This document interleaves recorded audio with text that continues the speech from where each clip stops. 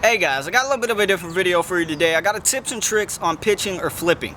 Now some of y'all might be wanting to learn, or some of y'all might just be having problems or trouble and learning how to just perfect it. And I hope I can teach y'all and clear up some of the confusion that a lot of people have about pitching or flipping.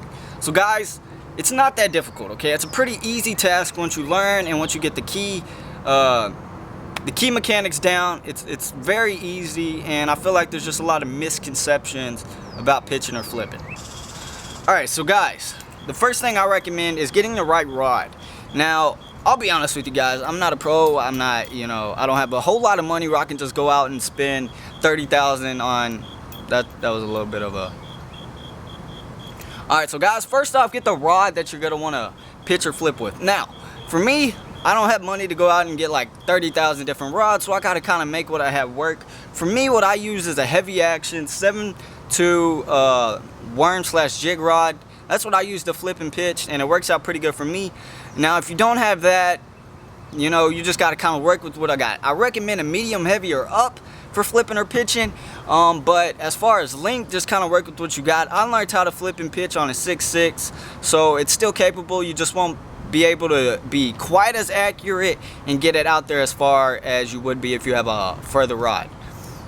Now guys, the second thing you want to do is get something tied on to your rod and reel that has a little bit of weight to it, whether that's a jig or just a Texas rig weight, whatever the thing may be, a bullet weight, whatever the thing may be, just get that tied on. What I like about flipping and pitching is you don't necessarily have to be out on the water to practice.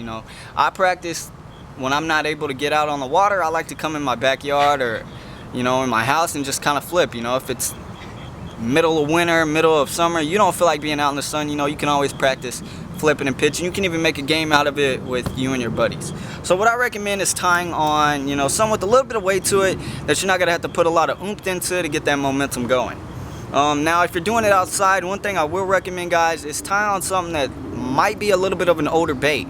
I don't recommend tying on your brand new, half-ounce jig that you just bought from Kevin Van Dam, something like that. So what I have tied on is I just have a little old spinner bait that has quite a bit of weight to it. So, I don't got to worry about getting all scratched up or messed up. All right, now guys, one thing that I feel a lot of people have, and it's a misconception out there about flipping and pitching, is the length that you're, how much slack you need to have in your rod.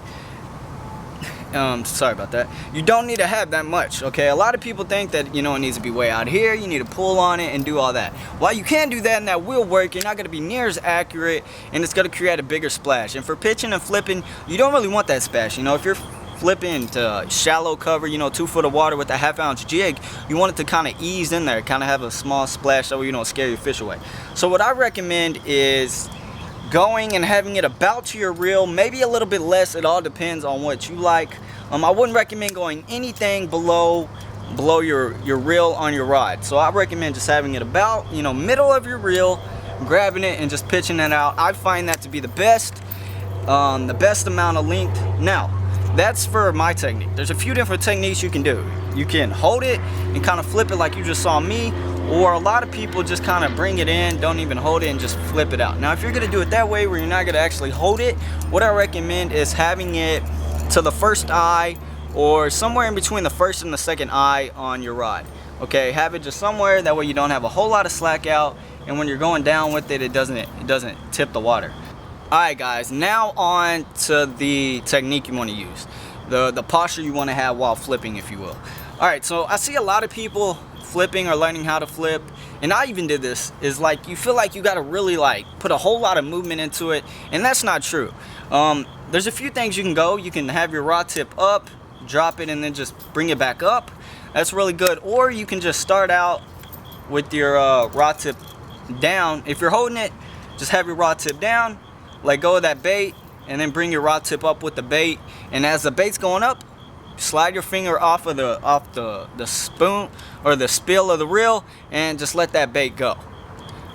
Now, one thing you do want to do is you want to keep the tip of your rod low. If you bring it up too high, it's going to make that bait go up in the air, and then like I said, it's going to have that bigger splash, and you don't want that splash. Okay, so you want to keep your rod tip pretty low to the water and just kind of have it right above that water. That way whenever you get there, you can just put your thumb on it and have that nice little splash. Now guys, like I said, there is a few different techniques, and if you're going for the one where you don't got to hold on it, what I recommend is kind of have sort of like a seesaw effect, where when that bait's coming in, you're going to raise your rod, and then when it gets to you, bring that rod back down, and as it's moving, same thing. Let go of your finger and let that bait just kind of go out on its own. Now guys, things that you should do to practice. What I like to do is I like to set different little bowls or containers out, and just practice flipping into those bowls and containers and practice making it. Now there's a few things you can do. If you're a boat fisherman, you're a lake, you fish out of a boat, you can get away with standing on something a little bit higher that's going to get you a foot or two off of ground. Now if you're a pond fisherman, I would recommend just standing on normal ground, flipping and going. Same thing if you're a boat fisherman. I would recommend doing that, but it might be a little easier starting out if you do get off the ground a little bit until you learn the basics of what you're doing. Alright, so guys, that's about it. Now like I said, it's not a hard thing to learn at all, and it's relatively easy.